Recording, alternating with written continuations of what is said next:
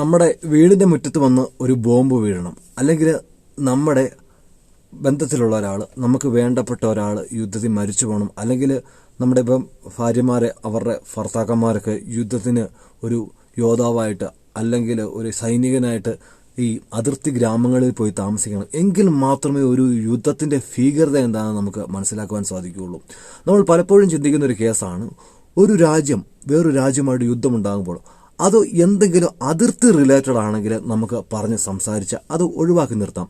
അതേ സമയത്ത് ഒരു മതപരമായ രണ്ട് വിശ്വാസങ്ങൾ തമ്മിലുള്ള ഒരു ഇടർച്ചയാണ് എങ്കിൽ അത് ഭയങ്കര പാടാണ് പറഞ്ഞു തീർക്കാന്നുള്ളത്. അത് ചിലപ്പോൾ കലാശിക്കുന്നത് ലോക അവസാനത്തിലെ ഒരു മൂന്നാം ലോക മഹായുദ്ധത്തിലും ആയിരിക്കും. നമുക്കിപ്പോൾ ചിന്തിക്കാം, നമ്മളിപ്പോഴും ചിന്തിക്കേണ്ട കേസ്, നമ്മൾ മലയാളികളാണ്, നമ്മൾ കേരളത്തിലാണ് താമസിക്കുന്നത്. നമുക്ക് എന്തെങ്കിലും ചോറോ അല്ലെങ്കിൽ ഇച്ചിരി റേഷനരിയോ കിട്ടുവാണെങ്കിൽ നമുക്ക് നമ്മുടെ മക്കൾക്കും കൊടുക്കാതെ കഴിക്കാം.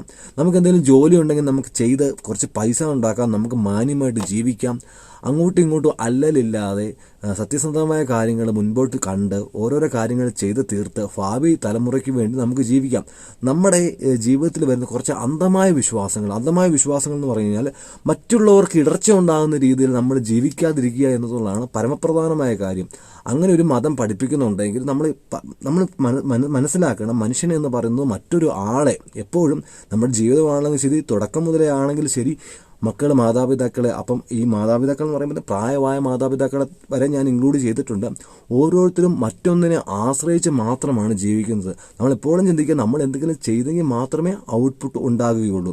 ഇപ്പോൾ ഒരു രണ്ട് രാജ്യങ്ങൾ തമ്മിൽ യുദ്ധം നടക്കുന്നു, കുറച്ച് പേര് ഇറാന്റെ പക്ഷം പിടിക്കുന്നു. ഇറാൻ 2-3 ബോംബ് ഇസ്രായേൽ ഇട്ട് കഴിയുമ്പോഴത്തേക്കും ഇറാന്റെ പക്ഷം പിടിച്ചവർ പറയുന്നു, ഇത് അങ്ങനെയാണ് വരാൻ പോകുന്നത്, സൂക്ഷിച്ചു, ഇനി ഇസ്രായേൽ അനുഭവിച്ചു, ആരിത് സംസാരിക്കുന്നു. പിറ്റേ ദിവസം ഇസ്രായേൽ തിരിച്ച് ഇറാനിലേക്ക് ബോംബിടുന്നു. അവിടെയും കുറച്ച് പ്രശ്നങ്ങൾ ഉണ്ടാകുന്നു. അപ്പോൾ ഈ ഇസ്രായേലിനെ സപ്പോർട്ട് ചെയ്യുന്ന കുറച്ച് ആൾക്കാർ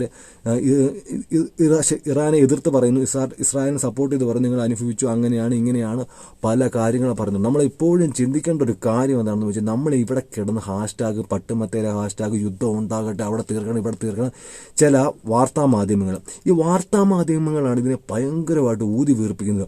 ഒരുമാതിരി ഫുട്ബോൾ വേൾഡ് കപ്പ് നടക്കുമ്പോൾ അതിൻ്റെ ഫൈനൽ കമൻട്രി നടക്കുമല്ലേ, ആ രീതിയിലുള്ള സംസാരവും കാര്യങ്ങളും ഒക്കെയാണ് ഇവർ മുൻപോട്ട് വെക്കുന്നത്. നമ്മൾ മനസ്സിലാക്കേണ്ട ഒരു കാര്യമുണ്ട്. എനിക്ക് തോന്നുന്നു ഈ പാലസ്തീൻ ഇസ്രായേൽ വിഷയം എന്ന് പറയുമ്പോഴത്തേക്കും ഒത്തിരി വർഷങ്ങളായിട്ടുള്ള വിഷയമാണ്. അതിൻ്റെ അകത്ത് എന്തൊക്കെയാണ് ആക്ച്വലി ഇഷ്യൂസ് കാര്യങ്ങൾ എന്നതൊക്കെ നമുക്ക് വ്യക്തമായിട്ട് അറിയത്തില്ല. പക്ഷെ നമുക്ക് ഇന്നറിയാം, അന്നത്തെ ഒരു ടെക്നോളജിയോ അന്നത്തെ വിശ്വാസങ്ങളോ അല്ല. പക്ഷേ ഇപ്പോൾ വിശ്വാസങ്ങൾ ഏറെക്കുറെ ശരിയായിരിക്കും. അന്ന് മാധ്യമങ്ങളില്ലായിരുന്നു, അന്നും ഉണ്ടായിരുന്ന ഇങ്ങനത്തെ പ്രശ്നങ്ങളും കാര്യങ്ങളും ഒക്കെ.